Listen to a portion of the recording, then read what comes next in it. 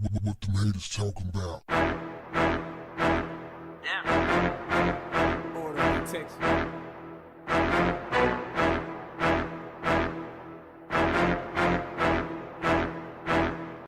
Tonight we're going to report a story that's almost 80 years old, but it will come as news to most Americans as, frankly, it did to us.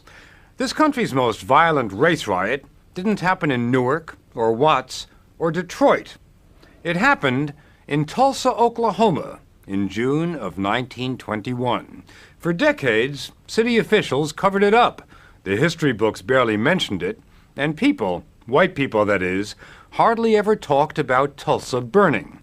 But all that's changing now. The state commission has begun investigating the riot and is already raising tough questions about what today's citizens owe yesterday's victims. And it's revived memories for George Monroe of a night 78 years ago when his mother saw 4 white men walking up to their house carrying torches. Our mother told us to get up under the bed, and we got up under the bed. We could just see just their feet. They came in and set fire to the curtains, and one stepped on my fingers, and my sister put her hand over my mouth to be sure to stop me, because she could tell I was fixing to holler because it hurt. Monroe escaped with some sore fingers. His home and the rest of Tulsa's black neighborhood, called Greenwood, was burning. Before the riot, 10,000 blacks lived in Greenwood, did business there, prospered there. In fact, Greenwood was one of the nation's most vibrant black communities. But children quickly learned that they lived in a different world from whites. The tracks was a dividing line.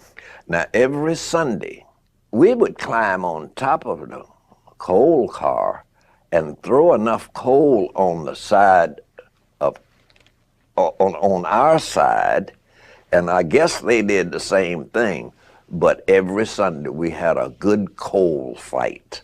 We would throw at them and they would throw at us. Like a kid's little riot? That's a good description of it, like a kid's riot. That's right. The kids, of course, learned from the adults. There was total segregation, wasn't there? Oh, that was the wonder of it all. After Oklahoma became a state, the first law passed by the Oklahoma legislature was Senate Bill 1 that completely segregated the state. Don Ross represents Greenwood today in the state legislature. He's one of the prime movers behind the campaign to uncover Tulsa's dirty little secret. How old were you when you heard about the riot of 1921? I was 15 and in high school. You hadn't heard about it until you were 15. Never heard, didn't believe it. What Ross heard then is that on the morning of May 30th, a young black man got into the elevator of a building downtown, and that the elevator operator, a 17-year-old white girl, screamed.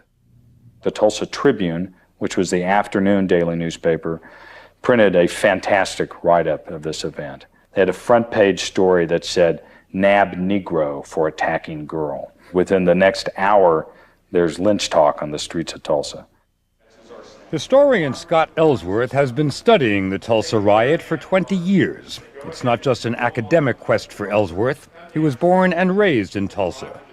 So the word of a lynching was out in the streets. Whites started gathering. How were blacks reacting? Great concern. I mean, everybody knew what was about to happen. Many of Tulsa's blacks were veterans of the First World War and armed. A group went to the courthouse and offered to help defend the jail and its black prisoner. The sheriff told them to go home. And as they're leaving, a white man goes up to a tall black vet and says, "Where you going with that gun, nigger?" And the vet says, "I'm going to use it if I have to." The white man says, "Like hell you are, give it to me." A struggle, shot goes off. The worst riot in American history begins. Just about then, as dusk was settling in, Venice Sims was getting ready for her high school prom. Had a beautiful dress, shoes, everything new. And even some borrowed pearls. The seamstress had let me have her borrowed pearls to wear, everything. Do you have a boyfriend? Sure. Secretly, my daddy didn't allow us to court. But I had one. And then you're supposed to go to the prom, and what happens? Well, that's when the riot, that's when it started. And that's when the bullets started falling. Miss Sims, her family, and many Greenwood residents got out of town during the night. Others stayed and fought, but by dawn, they were overwhelmed. Right before dawn, as many as 10,000 whites descended upon Black Tulsa. Opening fire? Opening fire. There was a block-by-block battle throughout the black community. They would force the occupants of a house out. If people resisted, they were murdered on the spot. The homes were looted, and then they were set fire to. Did the white authorities do anything to try to prevent this or control it? They don't. They spend most of their time arresting blacks and disarming blacks, preventing them from defending their homes and businesses, taking them to these internment centers around town. Sounds like a precursor of ethnic cleansing. Absolutely. Kenny Booker's father hid his wife and 5 children in the attic just before armed whites came to the front door. We could hear him from the attic talking to him, said, "Nigga, do you have a gun?" I think he said no.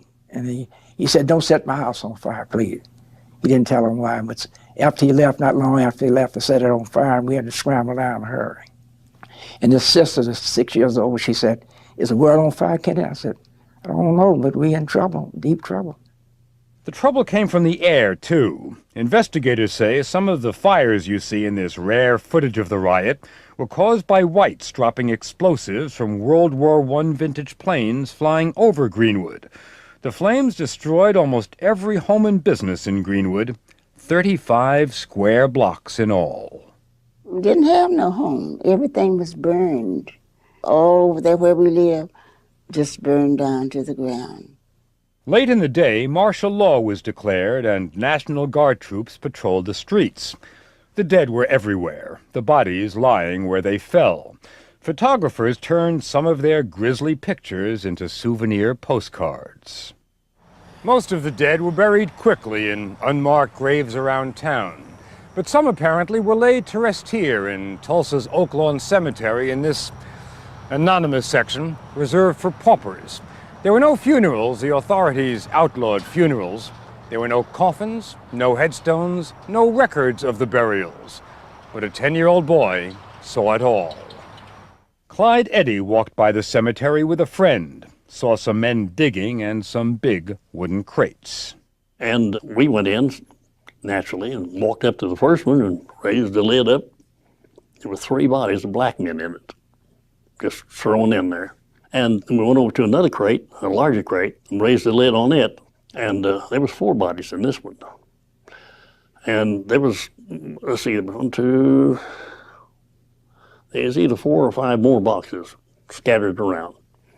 And about that time, one of the men saw us, and he run us out. The newspapers didn't think the mass graves deserved many headlines, and the White City Fathers, proud of their booming oil town, wanted to bury the story along with the bodies. The official version, typos and all, came in a National Guard report. It said there were 35 dead, 9 whites and 26 blacks. But that number just keeps on rising. We think now that something like 300 people were killed in this. How many people were left homeless by the riot? Oh my gosh, 10,000 people were left homeless by the riot. How many of those were white? None. The survivors lived in tents and shacks which they built themselves.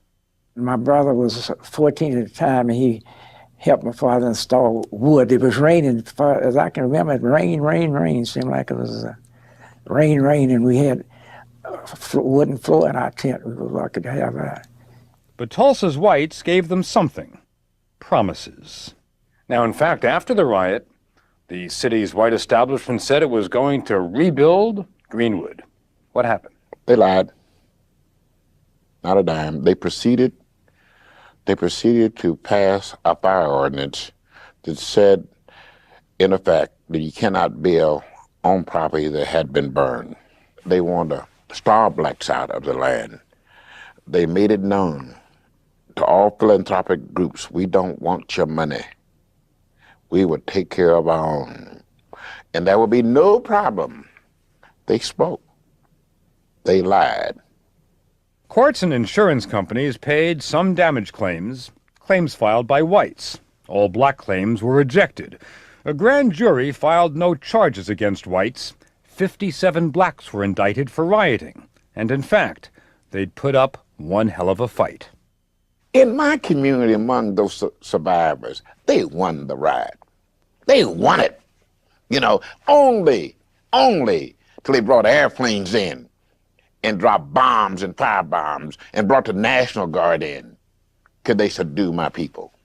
That's the view from the black community, that airplanes and National Guard saved them white folks. We were winning.